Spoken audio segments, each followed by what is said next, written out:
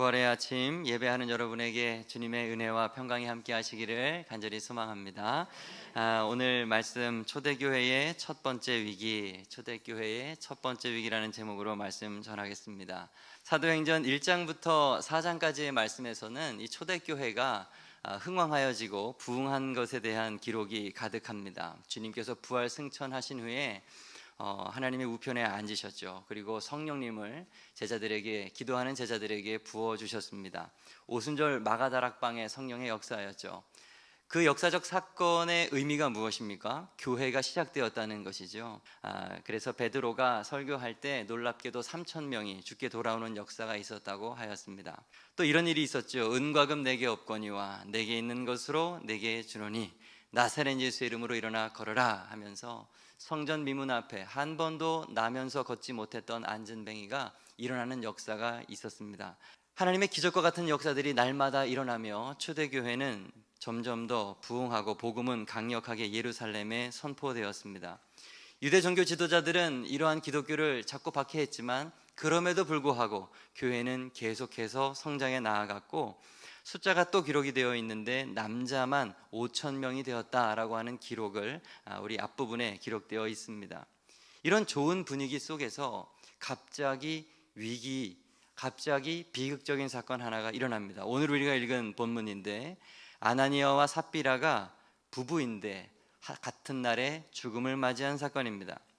초대교회에 아나니아라고 그리고 삽비라고 하는 부부가 있었습니다. 이들은 초대교회 지도자격에 속하는 사람들이었습니다. 그들은 자신의 땅을 팔아서 밭을 팔아 하나님께 헌금을 했어요.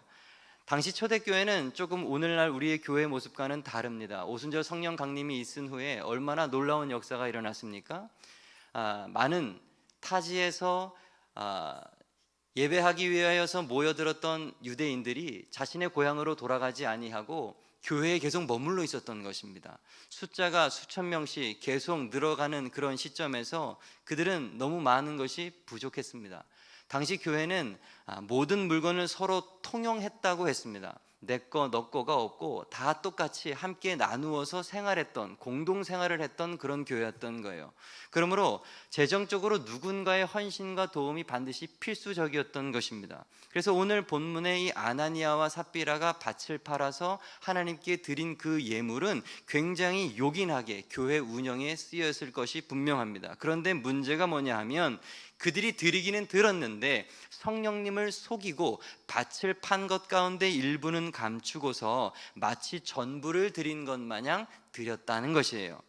이것을 알게 된 베드로가 먼저 남편인 아나니아에게 책망을 했습니다. 어찌 사탄이 내 마음에 가득하여서 성령을 속이고 땅값 얼마를 감추었느냐. 너는 지금 사람을 속인 것이 아니라 하나님을 속인 것이다. 이 말이 떨어짐과 동시에 아나니아가 그 자리에 엎드러져 죽음을 맞고 말았습니다. 칭찬을 받을 줄 알았던 아나니아였을 것이죠. 그러나 하나님을 속일 수가 없었던 것입니다. 젊은 사람들은 그의 시신을 메고 나가서 장사를 지냈어요. 3시간쯤 지났습니다. 이 일을 알지 못했던 아내 삽비라가 보통 때와 같이 예배하기 위해 교회에 들어옵니다. 그리고 베드로가 또 그 앞에 서서 삽비라에게 묻습니다. 땅 판 값이 이것뿐이냐? 예, 이것뿐입니다. 또다시 거짓말을 했습니다. 베드로는 아내를 책망합니다. 너희가 어찌 함께 꾀하여서, 중요한 표현입니다. 함께 꾀하여서 한 주의 영을 속였느냐? 또 그 말이 떨어짐과 동시에 아내 삽비라도 그 자리에서 죽고 말았습니다. 남편을 장사하고 돌아오던 사람들이 교회에 들어오자마자 죽은 아내의 시신도 가지고 또다시 나아가 장례를 치렀습니다. 초대 예루살렘 교회에서 일어난 첫 번째 비극적인 사건이에요. 여러분, 이 사건이 오늘 우리들에게 주는 의미가 무엇일까요? 많은 이들이 이 이야기를 너무나도 단순하게 해석을 합니다. 헌금 떼먹었다 죽었다, 헌금 떼먹다 죽은 사건으로 치부해버려요. 그래도 믿음 있는 사람들은 조금이라도 이것을 이렇게 해석하려고 애를 쓰죠. 하나님께 드릴 때는 온전히 드려야 하는구나 정도로 해석을 합니다. 믿음이 없는 사람들은요, 믿음이 작은 분들은 하나님 그런데 좀 너무하신 것 아닌가. 그래도 돈의 일부를 숨기기는 했지만 밭을 팔아드렸으니 많은 것 드리지 않았을까. 차라리 드리지 않는 게 낫겠구나 하면서 해석을 하는 경우도 있을 것입니다. 그런데 정말 이 이야기가, 오늘 본문의 이 사건이 그렇게 낮은 수준의 이야기를 하는 본문일까요? 이 본문은 헌금 이야기를 하는 그런 문제로 간단히 넘길 이야기가 아니에요. 이 이야기에는 눈에 보이지 않는 영적인 의미가 있는 것입니다. 오늘 3절 말씀을 보면 중간에 베드로가 하는 말 가운데 사탄이 내 마음에 가득하다라고 하는 표현이 있습니다. 사탄이라고 하는 단어가 보이시지요? 아나니아와 삽비라 이 사건의 배후에는 어둠의 영적 실체였던 사탄이 있었다는 것을 분명히 알아야 된다는 것입니다. 오늘날 성도들이 신앙생활을 하면서 쉽게 간과하는 부분이 바로 이 부분입니다. 보이지 않는 영적 세계에 대하여서 너무 무지하다는 사실이고 너무 생각하지 않는다는 것이에요. 원인을 눈에 보이는 것, 육체적인 것에서 찾고 해결 방안도 자꾸 인간적인 방법에서 찾아요. 사람을 만나면 될까? 마음이 어려우니 심리치료, 내적 치유 이런 거 하면 될까? 교육받으면 될까? 인간적인 방법으로 접근하면서 자꾸 해결을 하려고 하는 것입니다. 물론 그런 방법들도 필요하죠. 그러나 교회가 인간적인 방법에만, 눈에 보이는 싸움에만 매여 있다면 더 큰 영역의 영적인 전쟁의 영역을 놓치게 되는 것을 잊지 마십시오. 사실 복음을 이야기할 때도 우리는 늘 언제나 보이지 않는 것을 생각을 해야 되는데 사람들은 자꾸 복음도 눈에 보이는 쪽으로 생각을 합니다. 교회 다니는 이유가 무엇이냐? 착하게 사는 것, 윤리화, 도덕화하면서 자꾸 이 복음을 축소 이해하는 것이죠. 눈에 보이는 게 믿음이라고 생각하는 거예요. 사랑하는 여러분, 그러나 신앙생활은 그렇게 눈에 보이는 것이 전부가 아님을 기억하십시오. 우리는 영적인 존재지요. 사실 성도와 교회의 문제는 보이지 않는 영적 존재로 인한 문제가 적지 않습니다. 그러므로 우리는 꼭 기억해야 합니다. 성도는 영적 전쟁 가운데 이미 있습니다. 에베소서 2장 1절 2절 다 함께 시작. 그는 허물과 죄로 죽었던 너희를 살리셨도다. 그때 너희는 그 가운데서 행하여 이 세상 풍조를 따르고 공중의 권세 잡은 자를 따랐으니 곧 지금 불순종의 아들들 가운데서 역사하는 영이라. 아멘. 사탄은 공중권세 잡은 자이며 오늘도 우리 가운데 역사하는 영입니다. 과거 교회를 다니기 전에 우리는 그의 지배 아래, 사탄의 편 아래에 있었던 우리들입니다. 그런데 하나님께서 예수 그리스도의 십자가 보혈로 우리를 하나님의 자녀 삼아주셨고 우리는 이제 하나님의 편이 되었어요. 자, 그렇다면 사탄이 자신의 것을 빼앗겼는데 가만히 있겠습니까? 다시 종으로 삼으려 하고 자기 편으로 끌어들이려고 하는 것이죠. 베드로전서 5장 8절 말씀처럼 대적 마귀는 우는 사자와 같이 두루 다니며 삼킬 자를 찾는 것입니다. 그러므로 우리가 사도행전 5장 이 말씀을 통하여서 눈을 열어야 하는 것은 무엇이냐? 우리에게는 육적 전쟁뿐만 아니라 더 중요한 영적 전쟁이 있다라고 하는 사실입니다. 교회의 역사는 늘 사탄과 함께 했어요. 사탄은 교회의 순수성, 거룩성을 훼손하려고 했고 교회는 날마다 거룩함을 지키려고 애를 쓰고 있는 것입니다. 오늘 본문 아나니아와 삽비라 사건도 바로 그것입니다. 단순히 헌금 떼먹으면 안 되는 것을 말해주는 이야기가 아닌 것이에요. 사탄의 초대교회의 기둥 같았던 부부들에게 거짓과 속임수의 영을 넣어서 그 교회를 무너뜨리려고 하는 사건인 거예요.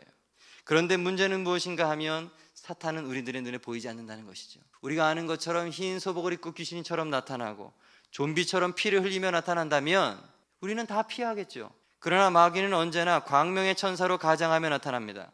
그럴듯한 논리로, 그럴듯하게 합리적이게 바른 모습으로 우리들에게 다가옵니다. 믿음을 위장하여 나타나죠. 그래서 순진한 성도들은 그것이 신앙인 줄 알고 그것이 참인 줄 알고 자꾸 쫓아가는데 그것은 거짓입니다. 사랑하는 여러분, 여러분의 영적인 눈을 열어 세상을 바라볼 수 있기를 바랍니다. 우리는 영적 전쟁 가운데 있습니다. 뉴스를 볼 때에도, TV에 어떤 프로그램을 볼 때에도, 학생들은 학교에서 교과서를 볼 때조차도 이것이 과연 어떠한 것인가, 이 현실 속에 그 뒤에 이면에 있는 악한 영의 역사는 무엇인지 볼 수 있는 영적 분별력을 갖는 우리 교회 모든 성도가 되어야 할 줄로 믿습니다. 조금 더 사탄에 대해서 이야기를 하기를 원합니다. 여러분, 역사적으로 사탄에게는 두 가지 도구가 있었어요.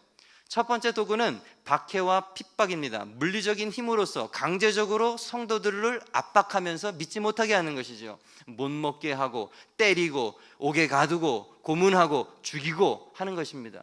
이러한 방법으로 우리를 박해해요. 하나님 나라를 확장시키지 못하게 합니다. 두 번째 방법은 거짓과 회유입니다.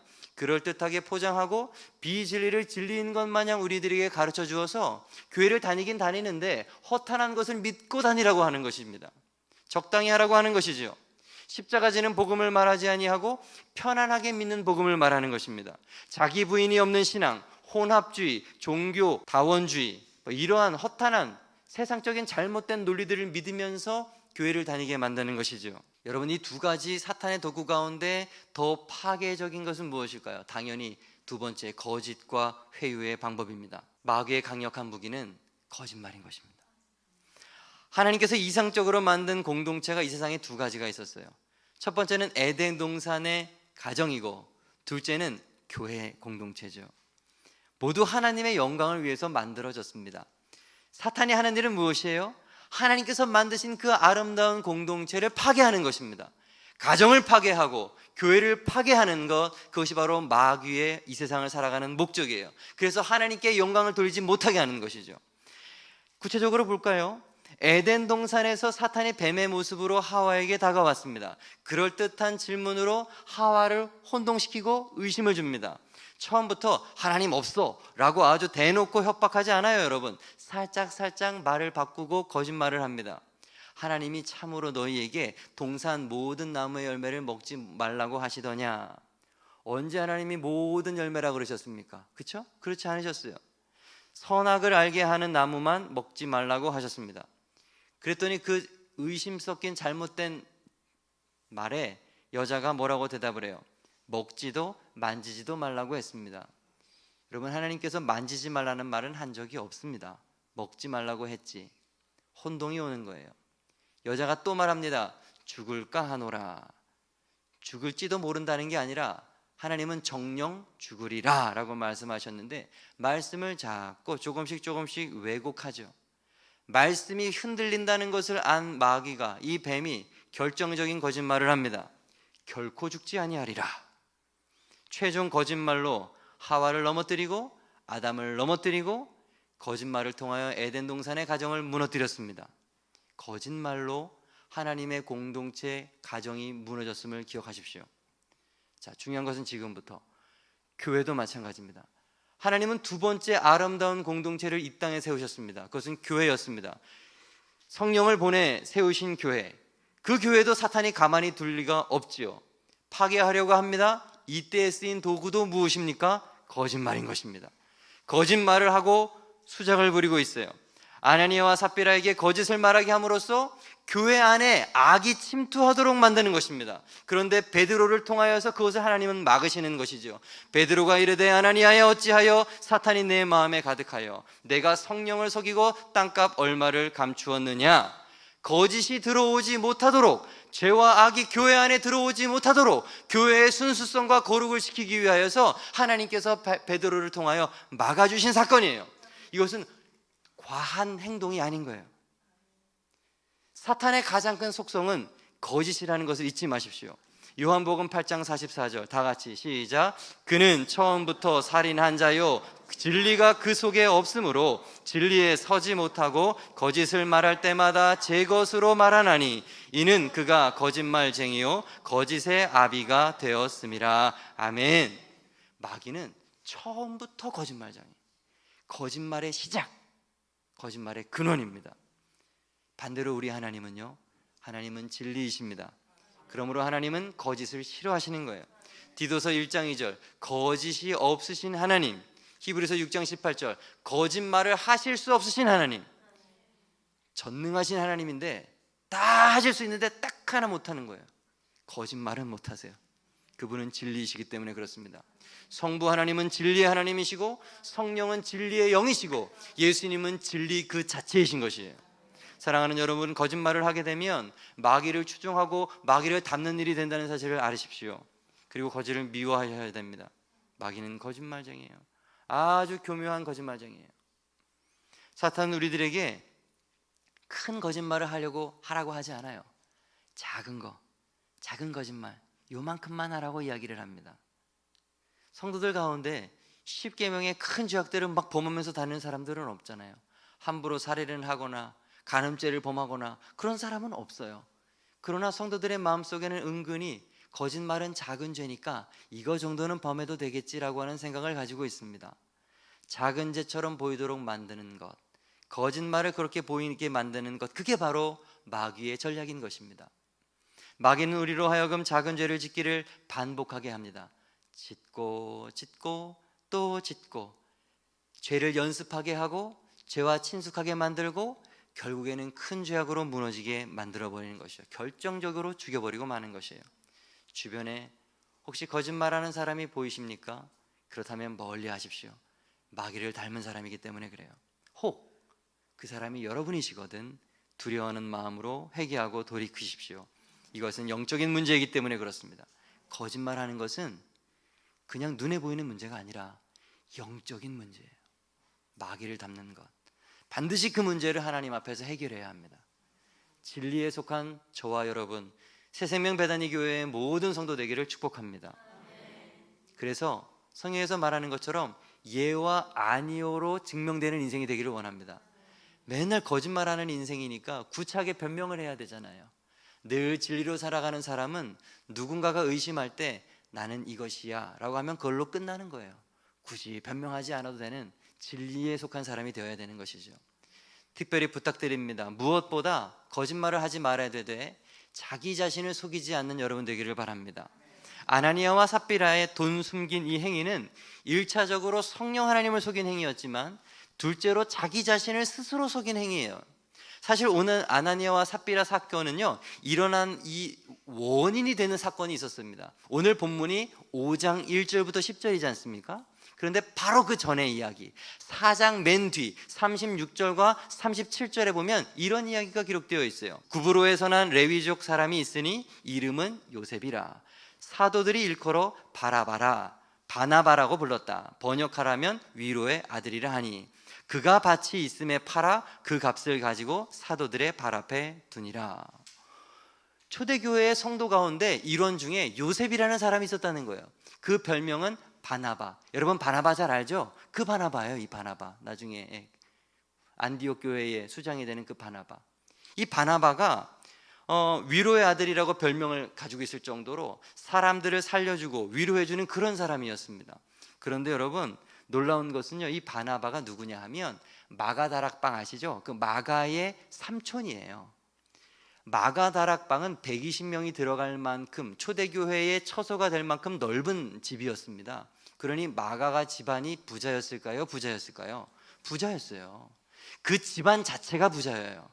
그래서 바나바도 부자입니다. 그러므로 그 가지고 있는 밭을 팔아서 당시 초대교회가 다 통용하고 많은 사람들이 몰려와서 모든 것이 부족하기 때문에 자신의 것을 쓰라고 나눠준 것이에요, 여러분. 자, 그런데 얼마나 큰 헌신입니까? 성도들이 다 좋아하고 찬양하고 막 좋아했어요. 바나바가 우리를 위해서 밭을 팔았대. 바나바 만나는 사람마다 악수하면서 고마워, 잘했어, 우리를 위해서 이렇게 애써주셔서 고마워, 하나님 영광 받아주세요, 다 그렇잖아요. 그 소식을 누가 들은 거예요? 아나니아와 삽비라가 들은 것입니다. 아나니아와 삽비라가 본 거예요. 성경 연구가들은 아나니아와 삽비라도 초대교회의 지도자였을 것이라고 말을 합니다. 그러니 이 부부가 집에 가서 바나바가 사람들에게 칭송받는 것에 대해서 세밀한 거예요. 바나바, 저까지 게 뭐라고 저렇게 사람들에게 칭찬을 받아? 부부가 함께 침상에서 의논을 했겠죠. 뭐 우리도 칭찬받을 만한 행동할 게 없을까? 여보, 우리도 밭 팔지 뭐. 밭을 파는 거예요. 돈을 손에 잡았습니다. 견물생심, 마음에도 없는 헌금을 하려고 하니, 희생을 하려고 하니 그게 됩니까? 안 되는 것이죠. 성령을 속이고 일부를 숨기고 마치 전부인 양 하나님께 드린 것입니다. 지금부터 중요한 얘기 하려는 거예요. 이 부부가 제자들 앞에 헌금을 드리면서 그 마음속에 어떤 마음이었을까요? 단언컨대 이런 마음이었을 것입니다. 나도 하나님께 드렸다. 역시 나도 이 정도는 할 수 있지. 나도 믿음의 사람이야. 무슨 말씀 드리려고 하시는지 알겠죠? 거짓 가운데 거짓은 자신을 속이는 일인 것입니다. 여러분, 거짓을 자주 하는 사람의 특징이 무엇인지 아십니까? 거짓을 진짜라고 진짜 믿는 거예요. 자기 스스로를 속이고 있는 거죠. 그러므로 늘 우리는 우리 자신을 돌아봐야 하는 것입니다. 나는 어떤가? 나는 어떤가?